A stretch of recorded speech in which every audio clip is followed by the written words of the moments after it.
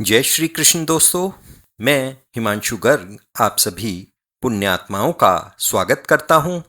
मुझे आपको बताते हुए अत्यंत हर्ष हो रहा है कि आज से हम एक श्रृंखला श्रीमद् भागवत गीता पर शुरू करने जा रहे हैं। श्रीमद् भागवत गीता को विश्व का सर्वश्रेष्ठ ग्रंथ माना जाता है। आज तक लगभग विश्व के 283 विद्वान ज्ञानियों ने अलग अलग भाषाओं में इसका अनुवाद किया है। यह सभी हिंदू नहीं थे, परंतु अनुवाद करने के बाद सभी हिंदू धर्म के समर्थक हो गए। आज गीता की व्याख्या लिखित व इंटरनेट पर उपलब्ध है, परंतु वह सब एक आम व्यक्ति को समझ में नहीं आती। इसी कारण गीता घरों में सम्मान के साथ रखी रहती है। इसी कारण मेरे गुरु ने मुझे इसे पढ़ाया, समझाया और उन्हीं के आदेश से मैं आज इस ज्ञान को बिल्कुल सरल रूप में आप तक पहुंचाने का प्रयास कर रहा हूं। ऐसा माना जाता है कि श्रीमद् भागवत गीता का ज्ञान लगभग 5000 वर्ष पूर्व परमेश्वर अवतार श्री कृष्ण द्वारा अर्जुन को दिया गया था। इसे महर्षि वेदव्यास ने महाकाव्य महाभारत के एक भाग के रूप में लिखा। वर्तमान में इसे दूसरी या तीसरी सदी में आदि शंकराचार्य द्वारा लिखा गया और पुनः संरक्षित किया गया। आज लगभग 75 से अधिक भाषाओं में गीता उपलब्ध है। महाभारत की कहानी में विभिन्नताएं हैं, परंतु श्रीमद् भागवत गीता सब जगह एक जैसी ही है। गीता की सबसे पुरानी पांडुलिपि 1492 में मिलती है, जो कि ऑक्सफोर्ड विश्वविद्यालय की लाइब्रेरी में रखी हुई है। श्रीमद् भागवत गीता में 700 श्लोक हैं, जिनको बाद में विभिन्न गुरुओं ने 18 अध्यायों में विभाजित किया और सब ने उन श्लोकों की अपने अपने अनुसार व्याख्या की। तो आइए सबसे पहले श्रीमद् भागवत गीता की विशिष्टताओं पर एक निगाह डालते हैं। विश्व में सभी धर्म ग्रंथ शांति में, एकांत में, पहाड़ों में, गुफाओं में परम शक्ति की प्रेरणा आने पर लिखे गए हैं, जबकि इन सब से अलग यह ग्रंथ एकमात्र ऐसा ग्रंथ है जो कि स्वयं प्रभु की वाणी है। और इस ग्रंथ को ऐसे स्थान पर सुनाया गया जहां पर कि सर्वत्र अशांति थी, शोर था, जहां परमात्मा एक श्रेष्ठ योद्धा अर्जुन जो अवसाद का शिकार हो गया था, उसको कुछ भी समझ में नहीं आ रहा था कि ऐसे समय में क्या किया जाए। उसको जीवन जीने का सूत्र समझाए और किस प्रकार से कर्म करते हुए सर्वोच्च अवस्था यानी कि मोक्ष को या ईश्वर को प्राप्त किया जाए, ऐसा बताया गया। श्रीमद् भागवत गीता विश्व के सभी धर्म ग्रंथों में सबसे ऊंचा स्थान रखती है। हमने कभी भी इसे किसी भी वर्ग पर नहीं थोपा है, ना ही यह अपना ज्ञान किसी पर भी थोपती है। यह तो हमें एक स्वतंत्रता देती है कि हम जैसे चाहें वैसे कर्म करें। यह विश्व का एक अकेला ग्रंथ है जिसकी जयंती मनाई जाती है। श्रीमद् भागवत गीता केवल एक धार्मिक ग्रंथ नहीं है, अपितु यह जीवन की विभिन्न परिस्थितियों में हमें कर्म की राह दिखाती है। विशेषकर ऐसी परिस्थितियां जब हम डिप्रेशन में आ जाते हैं और हमको कोई भी रास्ता नहीं सूझता, तब यह गीता हमें राह दिखाती है। यह दुनिया का अकेला ऐसा ग्रंथ है जो कि कट्टरता नहीं सिखाता। आप सभी भोग करते हुए भी मुक्ति की राह पर चल सकते हैं। गीता आपको कभी भी सब कुछ छोड़कर या सन्यासी बनने को नहीं कहती है। प्रभु समझाते हैं कि कोई भी जाति या वर्ण जन्म से नहीं होता, यह तो सब कर्म पर आधारित है। आप जैसा करते हैं वैसे ही बन जाते हैं और उसी प्रकृति को प्राप्त होते हैं। हमारी प्रकृति अलग अलग होने के कारण विभिन्न विद्वानों ने गीता को विभिन्न प्रकार से समझा और समझाया है। हम इसको महाभारत का एक हिस्सा ही मानकर समझने की कोशिश करेंगे, ताकि आम व्यक्ति भी अपने जीवन में गीता के सिद्धांतों को उतार सके और गीता की राह पर, कर्म की राह पर चल सके। हालांकि गीता में वेदों व उपनिषदों का सार है और विद्वानों ने इसे निराकार ढंग से भी समझा है।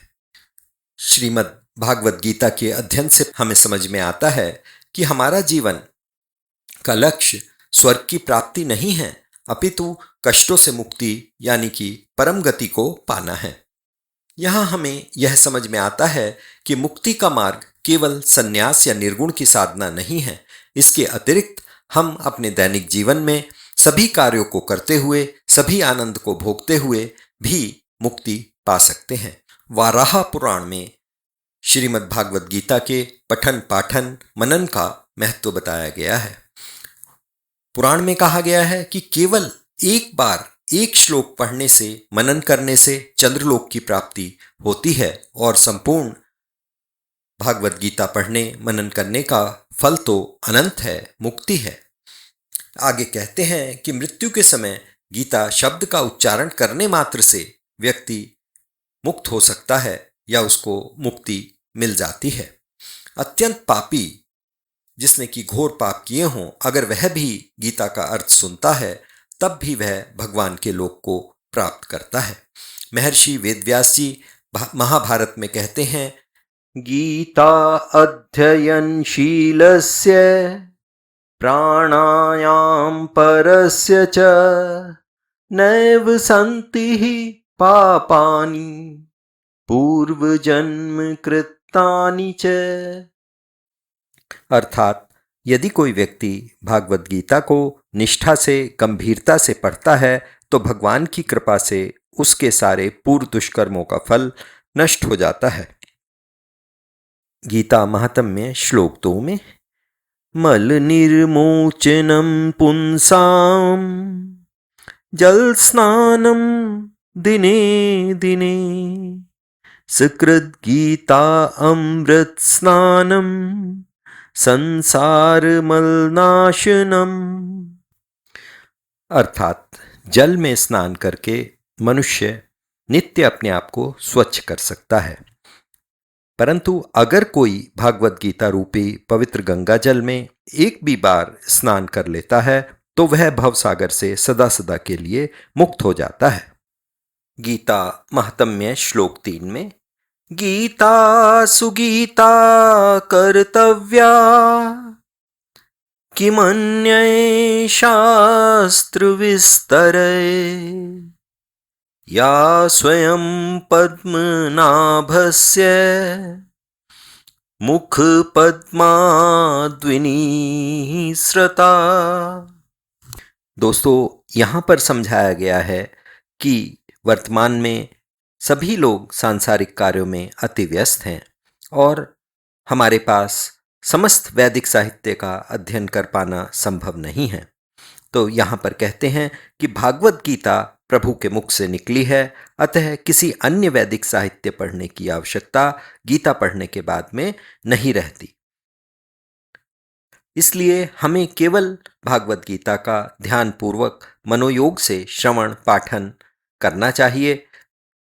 भागवत गीता के 18वें अध्याय में श्लोक 63 में श्री कृष्ण जी अर्जुन से कहते हैं, यथेच्छसी तथा कुरु, अर्थात तुम्हारी जैसी भी इच्छा हो तुम वैसा ही करो, मैंने तुम्हें सभी गोपनीय ज्ञान दे दिया है। तो दोस्तों, मेरा भी सुझाव है कि आप इस श्रृंखला को अवश्य सुने, क्योंकि यह निश्चित है कि श्रीमद् भागवत गीता के श्लोक पढ़ने सुनने का लाभ तो आपको निश्चित मिलेगा ही मिलेगा। तो दोस्तों, आपकी जिज्ञासा को शांत करने के लिए, गीता के मार्ग पर चलने के लिए हम अगले एपिसोड से अपनी आध्यात्मिक यात्रा अध्याय 1 से प्रारंभ करेंगे। तब तक के लिए हरे कृष्णा। इस प्रकार गीता के महात्म्य में गीता के पठन पाठन का महत्व बताया गया है। भागवत गीता के अंत में 18वें अध्याय के 63वें श्लोक में प्रभु श्री कृष्ण अर्जुन से कहते हैं कि यथे इच्छसी तथा कुरु, अर्थात जैसी तुम्हारी इच्छा हो वैसा करो, मैंने तुमको सबसे गोपनीय ज्ञान दे दिया है। तो दोस्तों, मेरा भी यह सुझाव है कि आप इस श्रृंखला को सुने, गीता का पठन पाठन करें, क्योंकि यह निश्चित है कि श्रीमद् भागवत गीता के श्लोक पढ़ने, पढ़ाने और सुनाने का लाभ तो आपको निश्चित रूप से मिलेगा। तो अगले एपिसोड से हम अपनी आध्यात्मिक यात्रा प्रारंभ करेंगे। तब तक के लिए हरे कृष्णा।